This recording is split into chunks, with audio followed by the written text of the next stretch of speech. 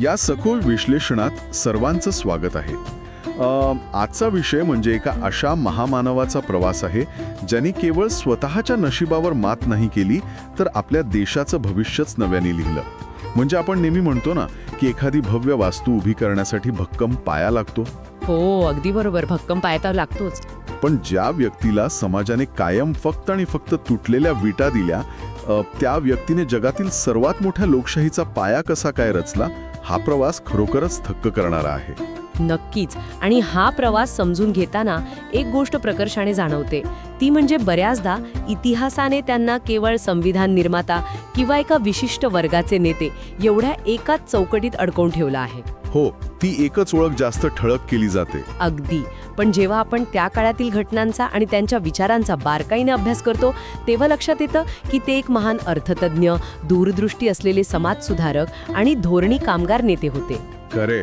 आणि म्हणूनच आज आपण ती चौकट मोडून त्यांच्या बहुआयामी व्यक्तिमत्वाचे आणि त्यांनी उभा केलेल्या यंत्रणांचे खरे स्वरूप समजून घेणार आहोत. म्हणजे आज आपण त्यांचा शिका, संघटित व्हा आणि संघर्ष करा या तत्वज्ञानाचा अगदी मुळापासून वेध घेणार आहोत. तर मग अगदी सुरुवातीपासून सुरू करूया.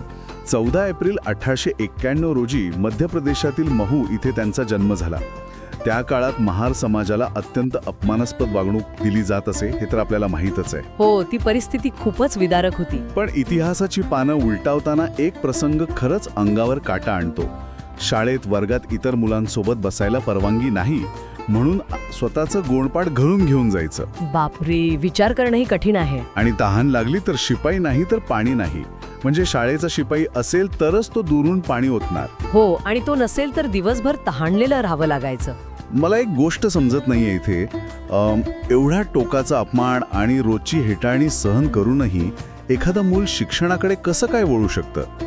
साधारणपणे अशा वातावरणात वाढलेल्या मुलाच्या मनात समाजाबद्दल प्रचंड कटुता किंवा द्वेष निर्माण व्हायला हवा होता ना. हां, मानवी मानसशास्त्राचा एक अत्यंत महत्त्वाचा पैलू आहे.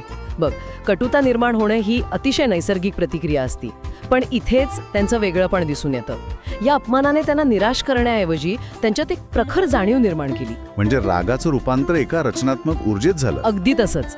त्यांनी शिक्षणाला केवळ नोकरी मिळवण्याचं किंवा गरिबीतून बाहेर पडण्याचं साधन मानलं नाही, तर ती शृंखला तोडण्याचं सर्वात मोठं शस्त्र मानलं. क्या बात आहे.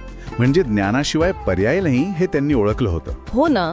समाजातील अज्ञान आणि अंधश्रद्धा नष्ट करण्यासाठी ज्ञानाशिवाय दुसरा कोणताही मार्ग नाही हे त्यांनी अगदी लहान वयातच ओळखलं होतं. आणि त्यांच्या आडनावाचा किस्साही हेच दर्शवतो की समाजात सगळीकडेच केवळ अंधार नव्हता. हो, तो प्रसंग खूप बोलका आहे.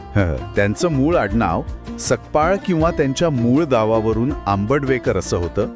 पण शाळेतील नोंदींमध्ये कृष्णाजी केशव आंबेडकर या एका ब्राह्मण शिक्षकाने ते बदलून आंबेडकर असं ठेवलं, कारण त्या शिक्षकाचा त्यांच्यावर विशेष लोभ होता. खरं तर ही एक छोटीशी घटना असली तरी ती मानवी नातेसंबंधांची गुंतागुंत दाखवून देते. हो, सगळीकडेच द्वेष नसतो हे यातून दिसतं. नक्कीच. आणि याच ज्ञानाच्या ओवीने त्यांना पुढे एल्फिन्स्टन हायस्कूलमधील पहिला दलित विद्यार्थी बनवलं. पण ते तिथेच थांबले नाहीत, बरोबर? अजिबात नाही. बडोदा संस्थानाच्या शिष्यवृत्तीवर ते अमेरिकेतील कोलंबिया विद्यापीठात गेले आणि त्यानंतर लंडन स्कूल ऑफ इकॉनॉमिक्समधून त्यांनी सर्वोच्च पदव्या मिळवल्या. लंडन स्कूल ऑफ इकॉनॉमिक्स म्हणजे त्या काळात परदेशातून अर्थशास्त्रात डॉक्टरेट मिळवणारे ते पहिले भारतीय ठरले. हो, पण इथे सर्वात महत्त्वाची गोष्ट कोणती असेल तर ती म्हणजे त्यांनी निवडलेले विषय. हो, त्यांनी केवळ पारंपरिक शिक्षण घेतलं नाही. मग त्यांनी कोणत्या विषयांवर भर दिला? त्यांनी अर्थशास्त्र, समाजशास्त्र आणि कायदेमंडळाचा सखोल अभ्यास केला, जो पुढे जाऊन भारताच्या जडणघडणीत अत्यंत कामी आला. पण इथे एक मोठा प्रश्न उभा राहतो. एवढं सगळं उच्च शिक्षण घेऊन जगातील सर्वोत्तम विद्यापीठांमधून पदव्या मिळवून जेव्हा ते भारतात परतले तेव्हा परिस्थिती बदलली होती का? दुर्दैवाने नाही. म्हणजे त्यांनी बडोदा संस्थानात अत्यंत उच्च पदावर काम सुरू केलं होतं ना, मग तरीही त्यांना तो संघर्ष का करावा लागला? कारण पदवीने त्यांची विद्वत्ता सिद्ध झाली होती, पण समाजाची मानसिकता थोडीच बदलली होती. बडोद्यात एवढ्या उच्च पदावर असतानाही त्यांना राहायला जागा मिळत नव्हती. अरे बापरे. आणि एवढंच नाही, अगदी त्यांचे कनिष्ठ कर्मचारीही त्यांच्या हातात थेट फाईल न देता ती टेबलावरून फेकून देत असत. हे तर अत्यंत अपमानास्पद आहे, एवढ्या मोठ्या हुद्द्यावर असूनही. हो ना. या घटनेने त्यांच्या विचारांना एक मोठी कलाटणी दिली. त्यांना हे स्पष्टपणे जाणवलं की जोपर्यंत हा समाज जातीच्या मानसिकतेतून बाहेर येत नाही तोपर्यंत एखाद्या व्यक्तीची वैयक्तिक प्रगती किंवा त्याचं उच्च पद याला काहीही अर्थ उरत नाही. म्हणजे वैयक्तिक मुक्ती ही सामाजिक मुक्तीशिवाय अपूर्ण आहे. अगदी बरोबर. आणि हाच तो क्षण होता जिथून त्यांच्या प्रत्यक्ष सामाजिक लढ्याला सुरुवात झाली. इथूनच मग त्यांनी मूक नायक आणि बहिष्कृत भारत सारखी वृत्तपत्रे सुरू केली. पण इथे मला एक थोडा वेगळा प्रश्न विचारायचा आहे. हो, विचार ना. आपण 1920 ते 30च्या दशकाविषयी बोलतोय. हा तो काळ होता जेव्हा संपूर्ण देश ब्रिटिशांविरुद्ध स्वातंत्र्यासाठी प्राणापणाने लढत होता. स्वराज्य हा एकच मंत्र सगळीकडे घुमत होता. हो, तो स्वातंत्र्य लढ्याचा सुवर्ण काळ होता. मग अशा वेळी डॉक्टर आंबेडकरांनी आपला बहुतांश वेळ आणि ऊर्जा या अंतर्गत सामाजिक लढ्यासाठी का दिली? काहींना असं वाटू शकतं की त्यांनी आधी देशाच्या स्वातंत्र्याकडे लक्ष द्यायला हवं होतं. हां, प्रश्न त्या काळातही अनेकांनी उपस्थित केला होता, पण त्यांच्याकडे या प्रश्नाचं अत्यंत स्पष्ट आणि तर्कशुद्ध उत्तर होतं. ते म्हणायचे की राजकीय अत्याचारापेक्षा सामाजिक अत्याचार भयंकर असतो. म्हणजे स्वातंत्र्यापेक्षा समता अधिक महत्वाची. त्यांची भूमिका अशी होती की समजा उद्या ब्रिटिशांनी देश सोडला आणि आपल्याला स्वातंत्र्य मिळालं, पण जर या देशातील एका मोठ्या वर्गाला माणसासारखी वागणूकच मिळणार नसेल तर त्या स्वातंत्र्याचा फायदा काय? बरोबर आहे. सत्तेचं केवळ हस्तांतरण होणं म्हणजे स्वातंत्र्य नाही. अगदी. जोपर्यंत तळागाळातील माणसाला समान हक्क मिळत नाहीत तोपर्यंत ते स्वराज्य नसून ती एका वर्गाची दुसऱ्या वर्गावर असलेली सत्ताच राहील. म्हणजे केवळ गोऱ्या साहेबाची जागा इथल्या साहेबांनी घेणं हे त्यांच्या मते खरंच स्वातंत्र्य नव्हतं. हो, आणि म्हणूनच त्यांनी महाडचा 14 तळ्याचा सत्याग्रह आणि काळाराम मंदिर सत्याग्रह केला. पण ह्या सत्याग्रहांच्या स्वरूपाबद्दल नेहमी एक नवल वाटतं. त्यांनी पाण्यासाठी आणि मंदिरात प्रवेशासाठीच आंदोलने का निवडली? म्हणजे तो फक्त तहान भागवण्याचा किंवा देवदर्शनाचा प्रश्न नक्कीच नव्हता. अगदी अचूक मुद्दा पकडलास. महाडचा सत्याग्रह हा केवळ पाण्यासाठी तडफडणाऱ्या लोकांचा मोर्चा नव्हता.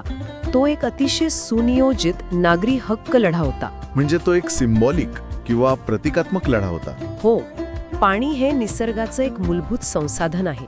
जर प्राणी किंवा पक्षी ते पाणी पिऊ शकतात, पण एका विशिष्ट जातीच्या माणसाने त्याला स्पर्श केला तर ते पाणी विटाळतं, ही जी अशास्त्रीय आणि अमानवीय संकल्पना होती ना, तिच्या मुळावर त्यांनी घाव घातला.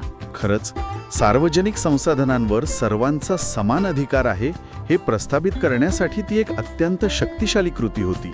तसंच काळाराम मंदिराचा सत्याग्रह हा केवळ देवाच्या दर्शनासाठी नव्हता, तर विषमतेला जी धार्मिक आणि आध्यात्मिक मान्यता मिळाली होती तिला दिलेलं ते थेट आव्हान होतं. आणि याच विचारातून विषमतेवर आधारित असलेल्या मनुस्मृती या ग्रंथाचे दहन करण्याची ऐतिहासिक घटनाही घडली. हो, जुन्या अन्यायकारक कायद्यांना नाकारून नवीन मानवी मूल्यांची प्रस्थापना करण्याचा तो एक मार्ग होता. पण या सामाजिक लढ्याला राजकीय स्वरूप कसं प्राप्त झालं? कारण आपण बघतो की पुढे जाऊन 1932 मध्ये महात्मा गांधींसोबत त्यांचा प्रसिद्ध पुणे करार झाला. त्यामागची नेमकी कारणमीमांसा काय होती? हा भारताच्या इतिहासातील एक अत्यंत गुंतागुंतीचा आणि महत्त्वाचा टप्पा आहे. डॉक्टर आंबेडकरांचं स्पष्ट मत होतं की केवळ सामाजिक आंदोलने पुरेशी नाहीत, दलितांना कायदेमंडळात राजकीय प्रतिनिधित्व मिळायला हवं, जेणेकरून ते स्वतःचे कायदे स्वतः बनवू शकतील. बरोबर? अगदी बरोबर.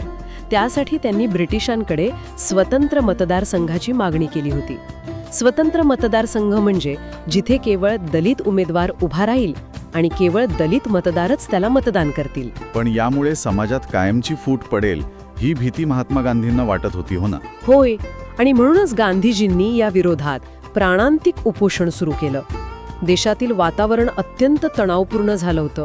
एका बाजूला स्वतःच्या समाजाचं राजकीय भविष्य आणि दुसऱ्या बाजूला गांधीजींचा प्राण वाचवण्याचं दडपण. बापरे, ही तर खूपच नाजूक परिस्थिती होती. हो, आणि अशा या अत्यंत नाजूक परिस्थितीत त्यांनी प्रचंड राजकीय प्रगल्भता दाखवली. त्यांनी तडजोड केली आणि पुणे करारावर स्वाक्षरी केली. म्हणजे स्वतंत्र मतदारसंघाऐवजी राखीव जागांची तरतूद करण्यात आली. हो, उमेदवार दलित असेल पण मतदान सर्व समाज करेल. यातून त्यांनी समाजाला राजकीय मुख्य प्रवाहात आणलं आणि कायदेशीर प्रतिनिधित्वाचा हक्कही मिळवला. ज्यांनी आयुष्यभर अशा न्यायासाठी आणि हक्कांसाठी संघर्ष केला त्यांच्यावरच पुढे जाऊन स्वतंत्र भारताच्या संविधानाच्या माध्यमातून सर्वांसाठी न्याय प्रस्थापित करण्याची जबाबदारी आली. 29 ऑगस्ट 1947 रोजी संविधान मसुदा समितीचे अध्यक्ष म्हणून त्यांची नियुक्ती झाली. पण हे विश्लेषण करताना आपण जे एक साधर्म्य नेहमी वापरतो ते मला इथे थोडं अधिक सविस्तर मांडायला आवडेल. हो, नक्कीच. आपण म्हणतो की ते या देशाच्या लोकशाही रूपी इमारतीचे केवळ आर्किटेक्ट नव्हते, तर त्यांनी या इमारतीचे इलेक्ट्रिकल वायरिंग आणि सुरक्षा जाळे म्हणजे सेफ्टी नेट देखील स्वतः डिझाईन केलं. हे साधर्म्य अतिशय चपखल आहे. कारण बघ, तुम्ही कितीही सुंदर आणि भव्य इमारत बांधली, संविधानाच्या माध्यमातून हक्क दिले, पण जर त्या इमारतीचं इलेक्ट्रिकल वायरिंग सदोष असेल तर शॉर्ट सर्किट होऊन ती इमारत जळून खाक होऊ शकते. आणि कोणत्याही देशाच्या अर्थव्यवस्थेचं हे वायरिंग म्हणजे तिथलं चलन आणि मध्यवर्ती बँक. आणि तिथेच त्यांच्या अर्थतज्ञ या भूमिकेचा प्रवेश होतो, ज्याबद्दल दुर्दैवाने खूप कमी बोललं जातं. खरंय, मला वाटतं 1925 मध्ये जेव्हा ब्रिटिशांनी हिल्टन यंग कमिशन भारतात पाठवलं होतं ना, तेव्हा त्यांनी एक अहवाल दिला होता ना. हो, डॉक्टर आंबेडकरांनी त्यांना आपला एक अत्यंत अभ्यासपूर्ण अहवाल सादर केला. त्यांनी चलनाची स्थिरता आणि महागाई याचा तळागाळातील गरिबांवर कसा थेट परिणाम होतो हे सप्रमाण सिद्ध केलं. म्हणजे अर्थशास्त्राचा थेट संबंध गरिबांच्या जगण्याशी लावला. अगदी. चलनाच्या मूल्यावर नियंत्रण ठेवण्यासाठी एका मध्यवर्ती आणि स्वायत्त बँकेची गरज त्यांनी अतिशय ठामपणे मांडली. त्यांच्या याच आर्थिक सिद्धांतांवर आणि शिफारशींवर आधारित पुढे 1934च्या कायद्यानुसार भारतीय रिझर्व्ह बँक स्थापन झाली. हे खरोखरच थक्क करणारं आहे. म्हणजे आरबीआयची स्थापना त्यांच्या विचारांवर आधारित आहे. हो, हेच ते अर्थव्यवस्थेतील इलेक्ट्रिकल वायरिंग होतं. पण आता त्या सुरक्षा जाळ्याच्या किंवा सेफ्टी नेटच्या भागाकडे येऊया. इथे मला एक प्रश्न पडलाय. आपण पाहतो की 1942 ते 46 या काळात ते व्हाईसरॉयच्या कार्यकारी मंडळात कामगार मंत्री होते. हो, कामगार मंत्री म्हणून त्यांनी ऐतिहासिक काम केलं आहे. पण तो काळ तर असा होता जेव्हा संपूर्ण देश चले जाओ आंदोलनात रस्त्यावर उतरला होता. मग अशा वेळी ते ब्रिटिशांच्या सरकारमध्ये मंत्री म्हणून कसं काय काम करत होते? हे थोडं विसंगत नाही वाटत? वरवर पाहता हे विसंगत वाटू शकतं, पण त्यामागील त्यांची रणनीती समजून घेणं गरजेचं आहे. त्यांच्या मते सत्ता ब्रिटिशांची असो वा भारतीयांची, जो तळागाळातील कामगार आहे त्याचं कारखान्यांमध्ये होणारं अमानुष शोषण थांबवणं सर्वात तातडीचं होतं. म्हणजे केवळ रस्त्यावर उतरून घोषणा देण्यापेक्षा सत्तेच्या आत राहून धोरणात्मक बदल करणं त्यांना अधिक महत्त्वाचं वाटलं. त्यांनी त्या पदाचा वापर करून असे कायदे मंजूर करून घेतले जे स्वातंत्र्यानंतरही या देशातील कामगारांना सुरक्षा देणार होते. म्हणजे आज आपण ज्या दिवसाला 8 तासांच्या कामाच्या शिफ्टबद्दल बोलतो ती त्यांनीच सुरू केली ना? हो, त्याआधी लोक 14 तास काम करत असत. बापरे, 14 तास? कामाचे तास कमी करणे, महिला कामगारांसाठी प्रसूती रजा म्हणजे मॅटर्निटी लीव्ह लागू करणे, कर्मचाऱ्यांसाठी राज्य विमा योजना आणि भविष्य निर्वाह निधी यांसारख्या अत्यंत महत्त्वाच्या सामाजिक सुरक्षा योजनांची मुहूर्तमेढ त्यांनीच रोवली. क्या बात आहे. हेच ती सुरक्षा जाळे आहे जे आजही कोट्यावधी नोकरदारांना तारत आहे. नक्कीच. यावरून हे सिद्ध होतं की ते केवळ एका विशिष्ट जातीचे नेते नव्हते, तर संपूर्ण राष्ट्राची बांधणी करणारे दूरदृष्टीचे नेते होते. यात आणखी एका अतिशय नाजूक आणि महत्त्वाच्या घटकाचा उल्लेख करणं आवश्यक आहे, तो म्हणजे स्त्री हक्क. भारतीय महिलांच्या कायदेशीर अधिकारांसाठी त्यांनी जे हिंदू कोड बिल संसदेत मांडलं त्यावरून त्यावेळी मोठा गदारोळ झाला होता. हो, खूप मोठा विरोध झाला होता त्याला. नेमका काय होता हा कायदा आणि त्याला एवढा विरोध का झाला? तो विरोध होणं साहजिक होतं, कारण ते बिल हजारो वर्षांच्या पितृसत्ताक व्यवस्थेला थेट आव्हान देत होतं. डॉक्टर आंबेडकरांचा दृष्टिकोन अतिशय स्पष्ट होता. ते म्हणायचे, कोणत्याही समाजाची प्रगती ही त्या समाजातील महिलांनी किती प्रगती केली आहे यावरून मी मोजतो. खूपच प्रगल्भ विचार आहे हा. या बिलाच्या माध्यमातून त्यांनी महिलांना मालमत्तेत समान अधिकार, विवाह आणि घटस्फोटाचे कायदे आणि दत्तक घेण्याचे अधिकार असे अनेक मूलभूत हक्क देण्याचा प्रयत्न केला. पण तत्कालीन सनातनी विचारांच्या लोकांनी आणि अगदी संसदेतील अनेक सदस्यांनी याला प्रचंड विरोध केला. आणि हा विरोध इतका तीव्र होता की शेवटी हे बिल पूर्णपणे संमत होऊ शकलं नाही. हो, दुर्दैवाने. पण या घटनेनंतर त्यांनी जे पाऊल उचललं ते त्यांच्या तत्वनिष्ठेचं मोठं उदाहरण आहे. त्यांनी थेट आपल्या कायदेमंत्री पदाचा राजीनामा दिला. सत्तेपेक्षा तत्वे महत्वाची हा संदेश त्यांनी यातून दिला. राजीनामा तर दिलाच, पण या घटनेने त्यांच्या मनात एक अत्यंत खोल वैचारिक घुसळणं सुरू केली. त्यांनी संविधानातून समानतेचे कायदे दिले, महिलांसाठी कायदे करण्याचा प्रयत्न केला, पण त्यांना सतत एका अदृश्य भिंतीचा सामना करावा लागत होता. म्हणजे कायद्याची अंमलबजावणी समाजाच्या मानसिकतेवर अवलंबून असते हे त्यांना जाणवलं. अगदी. त्यांना हे तीव्रतेने जाणवलं की जोपर्यंत या समाजाची वैचारिक आणि धार्मिक चौकट विषमतेवर आधारित आहे, तोपर्यंत केवळ कागदावर कायदे करून सामाजिक समता येणार नाही. कायद्याला सामाजिक नैतिकतेची जोड असल्याशिवाय तो कायदा रुजत नाही. आणि याच निष्कर्षातून त्यांच्या आयुष्याच्या आणि या देशाच्या इतिहासातील एका अत्यंत महत्त्वपूर्ण अध्यायाला सुरुवात झाली, धर्मांतराचा निर्णय. हो, तो एक अतिशय ऐतिहासिक निर्णय होता. 1935 मध्ये येवला येथे एका परिषदेत त्यांनी ती ऐतिहासिक घोषणा केली होती की मी हिंदू म्हणून जन्मलो असलो तरी हिंदू म्हणून मरणार नाही. बरोबर. पण विचार करण्यासारखी गोष्ट ही आहे की घोषणा 1935 मध्ये केली आणि प्रत्यक्ष धर्मांतर 1956 मध्ये. या मधल्या 21 वर्षांच्या काळात काय घडलं? ही 21 वर्षे म्हणजे त्यांच्या अभ्यासाचा आणि चिंतनाचा काळ होता.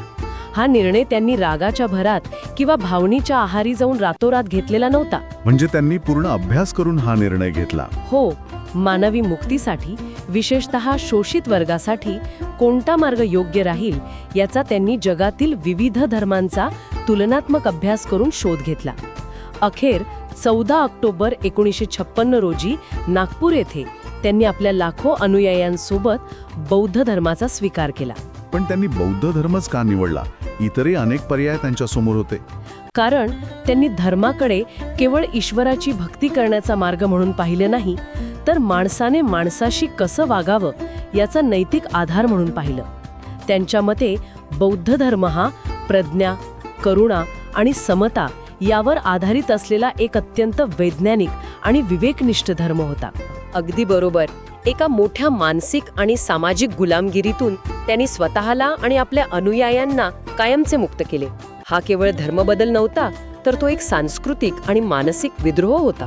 आणि या घटनेनंतर अवघ्या काही आठवड्यांतच 6 डिसेंबर 1956 रोजी त्यांचे महापरिनिर्वाण झाले. जणू काही आपलं आयुष्याचं अंतिम ध्येय पूर्ण करूनच त्यांनी या जगाचा निरोप घेतला. हो, आणि पुढे 1990 मध्ये त्यांना भारतरत्न या सर्वोच्च नागरी पुरस्काराने सन्मानित करण्यात आले. त्यांच्या या संपूर्ण प्रवासात तुला सर्वात जास्त भारावून टाकणारी गोष्ट कोणती वाटते? मला विचारशील तर ती म्हणजे त्यांची ज्ञानाप्रती असलेली अफाट भूक. ते म्हणत, मनाचा विकास करणे हे मानवी अस्तित्वाचे अंतिम ध्येय असले पाहिजे. त्यांचा वारसा हा केवळ कायदे मंडळाचा किंवा राजकीय वारसा नसून तो एक अफाट वैचारिक प्रगल्भतेचा वारसा आहे. संकटे कितीही मोठी असली तरी विचारांची आणि ज्ञानाची कास न सोडण्याची ती एक प्रवृत्ती आहे. अगदी खरं. या सखोल विश्लेषणाचा समारोप करताना आपण हे निश्चितपणे म्हणू शकतो की डॉक्टर आंबेडकरांचे जीवन हे मानवी इच्छाशक्तीचे सर्वोच्च उदाहरण आहे. शिक्षणातून स्वतःचे व समाजाचे नशीब कसे बदलता येते हे त्यांनी नुसते सांगितले नाही, तर प्रत्यक्ष जगून दाखवले.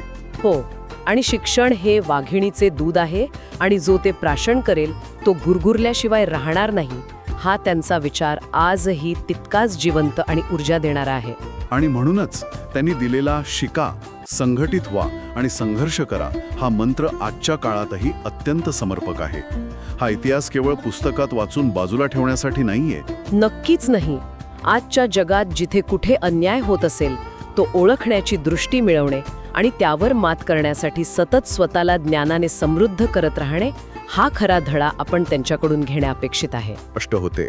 सुरुवातीला आपण जे तुटलेल्या विटांचं उदाहरण दिले होते त्यातून त्यांनी केवळ एक राजकीय इमारत उभी केली नाही, तर कायदे, अर्थव्यवस्था, कामगार हक्क आणि वैचारिक स्वातंत्र्याची एक अशी भक्कम व्यवस्था उभी केली जी आजही आपल्याला तारत आहे. हो, तो पाया खूप भक्कम आहे. पण हे विश्लेषण संपवताना एक अत्यंत विचार करायला लावणारा मुद्दा इथे सोडून द्यावासा वाटतो. डॉक्टर आंबेडकर एकदा म्हणाले होते, माणसे मरणशील आहेत तशीच कल्पनाही मरणशील आहेत.